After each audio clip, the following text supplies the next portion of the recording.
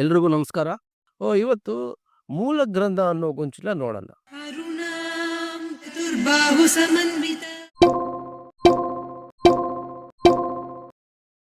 ಮೂಲ ಗ್ರಂಥ ಕಥನಂ ಸಂಪೂರ್ಣಂ. ಮಾತೃದೇವೋ ಭವ. ಶ್ರೀಮಾತ್ರೇ ನಮಃ. ಶ್ರೀ ಗುರುಭ್ಯೋ ನಮಃ. ಎಲ್ರಿಗೂ ನಮಸ್ಕಾರ. ನನ್ನ ಹೆಸರು ಗಣೇಶ್ ಬಾಬು. ವೆಲ್ಕಮ್ ಟು ಅಕಾಲಿತಾ ಚಾನಲ್. ನಾನು ರೀಸೆಂಟ್ಲಿ ಲಲಿತಾ ಸಹಸ್ರನಾಮ ಓದೋದು ಕಲ್ತ್ಕೊಂಡೆ. ಅದು ನನ್ನ ಎಕ್ಸ್ಪೀರಿಯನ್ಸ್ ಎಲ್ಲರಿಗೂ ಶೇರ್ ಮಾಡಬೇಕು ಅಂತ ಅಕಾಂತ ಅಂತ ಯೂಟ್ಯೂಬ್ ಚಾನಲ್ ಸ್ಟಾರ್ಟ್ ಮಾಡಿದೆ. ಅಕ ಅಂದರೆ ಕಷ್ಟಗಳು, ಅಂತ ಅಂದರೆ ಕೊನೆಗೊಳಿಸು, ಅಂದರೆ ನಮ್ಮ ಕಷ್ಟಗಳೆಲ್ಲ ತೀರಿಸ್ತಾರಂತೆ ತಾಯಿ. ಅದಕ್ಕೆ ಅಕಾಂತ, ಇದೊಂದು ರಹಸ್ಯ ನಾಮ. ಸೊ ನಾನು ಆ್ಯಕ್ಚುಲಿ ಇದನ್ನು ತೆಲುಗುಲ್ಲಿ ಮಾಡ್ತಾ ಇದ್ದೆ. ನನ್ನ ಫ್ರೆಂಡ್ಸು ಕೊಲೀಗ್ಸ್ ಸ್ವಲ್ಪ ಜನ ಕನ್ನಡದಲ್ಲಿ ಮಾಡಿ ವಿಡಿಯೋಸ್ ಅಂತ ಹೇಳಿದ್ರು. ನನಗೆ ಕನ್ನಡ ಮಾತಾಡೋಕ್ಕೆ ಬರುತ್ತೆ, ಅದು ಅಷ್ಟು ಪರ್ಫೆಕ್ಟಾಗಿ ಬರೋಲ್ಲ. ಹಾಗಾಗಿ ನನ್ನ ಫ್ರೆಂಡ್ ರಾಘವೇಂದ್ರ ಅಂತ ನನ್ನ ಕಾಲೇಜ್ ಮೇಟ್, ಅವ್ನ ಸಪೋರ್ಟ್ ತೊಗೊಂಡು ಗೊತ್ತಿಲ್ಲ ಅಂದರೆ ಅವನ್ನ ಕೇಳ್ಕೊಂಡು ಮಾಡ್ತಾ ಇದ್ದೀನಿ. ಏನಾದರೂ ತಪ್ಪುಗಳಿದೆ ದಯವಿಟ್ಟು ಕ್ಷಮಿಸಬೇಕು. ಬಟ್ ಬೇಸಿಕ್ ಮೀನಿಂಗ್ ಏನೂ ಚೇಂಜ್ ಆಗಲ್ಲ. ಆ್ಯಂಡ್ ಲಲಿತಾ ಸಹಸ್ರವೆಲ್ಲ ಸಂಸ್ಕೃತಲ್ಲಿ ಇರೋದ್ರಿಂದ ಏನೂ ತೊಂದರೆ ಆಗಲ್ಲ. ಓಕೆ. ಸೊ ವಶಿನ್ಯಾದಿವಾಗ ದೇವತೆಗಳೆಲ್ಲ ಬರೆದಿದ್ದು ಕೊಟ್ಟಿದ್ದು ಲಲಿತಾ ಸಹಸ್ರನಾಮ. ಈ 1000 ಹೆಸರುಗಳನ್ನ, ನಾಮಗಳನ್ನ ಗೊಂಚಲಲ್ಲಿ ಕೊಟ್ಟಿದ್ದಾರಂತೆ ಅವರು. ಅಂದರೆ ಒಂದೊಂದು ಗೊಂಚಲು ಒಂದೊಂದು ಉಪಯೋಗಕ್ಕೆ. ಇವತ್ತು ಮೂಲ ಗ್ರಂಥ ಅನ್ನೋ ಗೊಂಚಲ ನೋಡೋಣ. ಅಂದರೆ ಮೂಲ ಗ್ರಂಥ ಅಂದರೆ ಮೊದಲ 40 ಶ್ಲೋಕಗಳು, ಇಲ್ಲ ಮೊದಲ 80 ಪಾದಗಳು, ಇಲ್ಲ ಮೊದಲ 111 ನಾಮಗಳು. ಅಂದರೆ ಶ್ರೀಮಾತಾ ಶ್ರೀ ಮಹಾರಾಜ್ಞಿ ಶ್ರೀಮತ್ ಸಿಂಹಾಸನೇಶ್ವರಿಯಿಂದ ತಟಿಲ್ಲತಾ ಸಮರುಚಿ ಷಟ್ಚಕ್ರೋಪರಿ ಸಂಸ್ಥಿತ ಮಹಾಶಕ್ತಿ ಕುಂಡಲಿನಿ ಬಿಸತಂತು ದನೀಯಸಿ. ಇಲ್ಲಿಗೆ ಮೂಲ ಗ್ರಂಥಂ ಆರ್ ಪ್ರಕರಣ ಗ್ರಂಥಂ ಮುಗಿಯುತ್ತೆ. ಇನ್ನು ಇದಾದ್ಮೇಲೆಲ್ಲ ವಿವರಣ ಗ್ರಂಥಂ ಆರ್ ಭಾಷ್ಯ ಗ್ರಂಥಂ ಅಂತಾರೆ. ಓಕೆ. ನಮಗೇನೋ ಟೈಮ್ ಸಾಲ್ತಾ ಇಲ್ಲ, ನಾವು ಬ್ಯುಸಿ ಇದ್ದೀವಿ, ಇವತ್ತು ಆಗಲ್ಲ, ಫುಲ್ ಓದೋಕ್ಕಾಗಲ್ಲ ಅಂದ್ಕೊಂಡ್ರೆ ಇಷ್ಟು ಓದ್ಬಿಟ್ಟು ಓಂ ತತ್ಸತ್ ಬ್ರಹ್ಮಾರ್ಪಣ ಮಸ್ತು ಅಂತ ಅಂದ್ಕೊಂಡ್ರೆ ಆಲ್ಮೋಸ್ಟ್ ಲಲಿತಾ ಸಹಸ್ರನಾಮ ಓದಿದಂಗೆ ಅಂತ. ಸೊ ಇದರಲ್ಲಿ ಏನೇನಿದೆ ನೋಡೋಣ.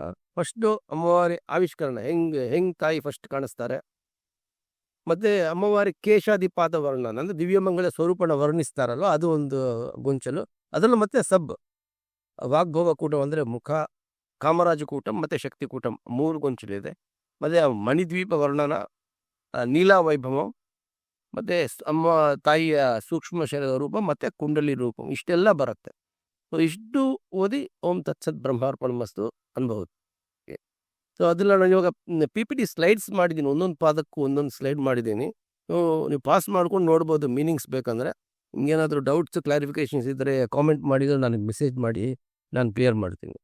ಇವಾಗ ಅಮ್ಮ ಮೂಲ ಗ್ರಂಥ ನೋಡೋಣ. ಒಂದು ಅರುಣಾಂ ಕರುಣಾತರಂಗಿತಾಕ್ಷಿ ಧೃತಪಾಶಾಂಕುಶ ಪುಷ್ಪಬಾಣ ಚಾಪಾ ಅಣಿಮಾದಿಭಿರಾವೃತಾ ಮಯೂಖೈಃ ಅಹಮಿತ್ಯೇವ ವಿಭಾವಯೇ ಭವಾನಿ.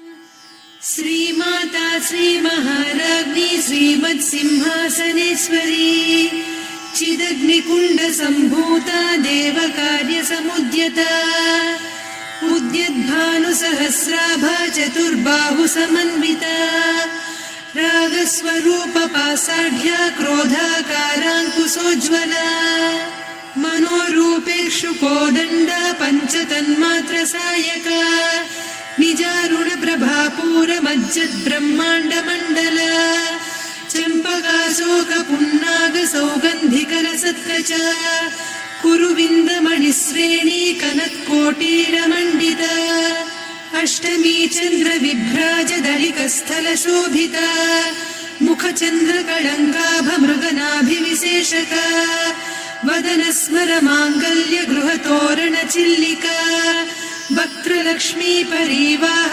ಚಲನ್ಮೀನಾಭಲೋಚನ ನವಚಂಪಕ ಪುಷ್ಪಾಭನಾಸಾ ದಂಡ ವಿರಾಜಿತ ತಾರಾಕಾಂತಿ ತಿರಸ್ಕಾರಿ ನಾಸಾಭರಣ ಭಾಸುರ ಕದಂಬ ಮಂಜರಿ ಕ್ಲುಪ್ತ ಕರ್ಣಪೂರ ಮನೋಹರ ತಾಟಂಕ ಯುಗಲೀಭೂತ ತಪನೋಡುಪಮಂಡಲ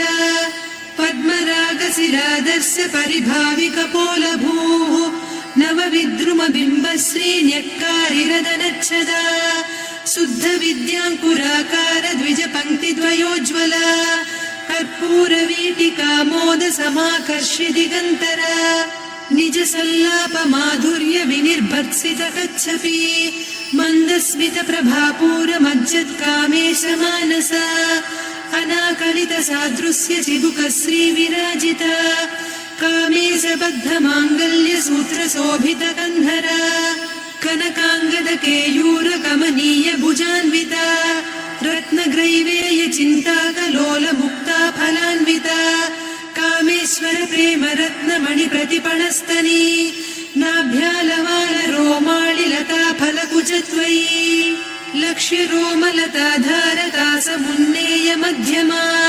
स्तनभारदळन्मध्यपट्टबन्धवळित्रया अरुणारुणकौसुम्भवस्त्रभास्वत्कटीतटी रत्नकिङ्किणिकारम्यरसनादामभूषिता कामेशज्ञातसौभाग्यमार्दवोरुद्वयान्विता माणिक्यमकुटाकारजानुद्वयविराजिता इन्द्रगोपपरिक्षिप्तस्मरतूणाभजङ्घिका गूढगुल्फा कूर्मपृष्ठजयिष्णुप्रपदान्विता नखदीधिति सञ्छन्ननमज्जनतमो गुणा पदद्वयप्रभाजालपराकृतसरोरुहा सिञ्जानमणिमञ्जीरमण्डितश्रीपदाम्बुजा मराळीमन्दगमना महालावण्यसेवदिः सर्वारुणान्नवद्याङ्गी सर्वाभरणभूषिता शिवकामेश्वराङ्कस्था शिवा स्वाधीनवल्लभा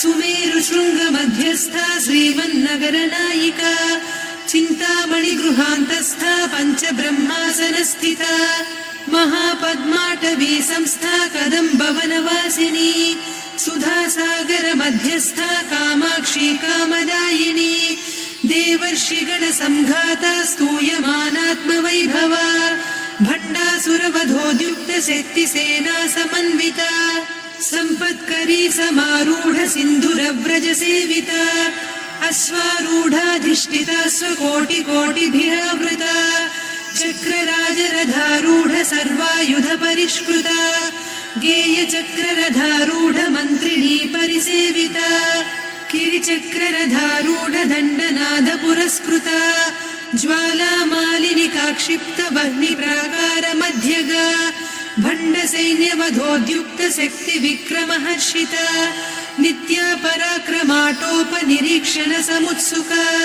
भण्डपुत्रवधोद्युक्त बाला विक्रमनन्दिता मन्त्रिण्यम्बा विरचित विषङ्गवधतोषिता विशुक्रप्राणहरण वाराही वीर्यनन्दिता कामेश्वर मुखालोककल्पित श्रीगणेश्वर महागणेश निर्भिन्न विघ्नयन्त्र प्रहर्षिता भण्डासुरेन्द्र निर्मुक्त शस्त्र प्रत्यस्त्रवर्षिणी कराङ्गुलिनखोत्पन्न नारायण दशाकृतिः महापाशुपतास्त्राग्नि निर्दग्धासुरसैनिका कामेश्वरास्त्र निर्दग्ध सभण्डासुरशून्यका ब्रह्मोपेन्द्र महेन्द्रादिदेव संस्तुत वैभवा हरनेत्राग्नि संदग्ध काम सञ्जीवनौषधिः श्रीमद्वाग्भवकूटैक स्वरूप मुख पंकजा कण्ठाधः कटिपर्यन्त मध्यकूट स्वरूपिणी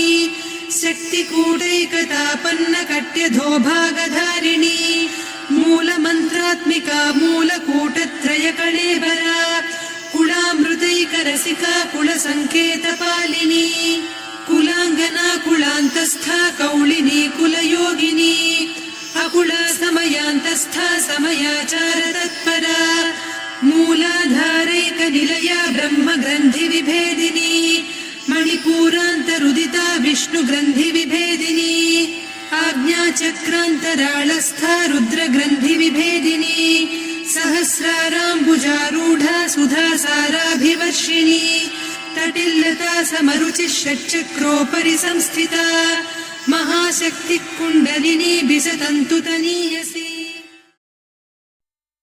इति श्री ब्रह्मांड पुराणे उत्तरखंडे श्री हयग्रीवागस्य संवादे श्री ललिता सहस्रनाम स्तोत्र ಮೂಲಗ್ರಂಥಕಥನಂ ಸಂಪೂರ್ಣಂ.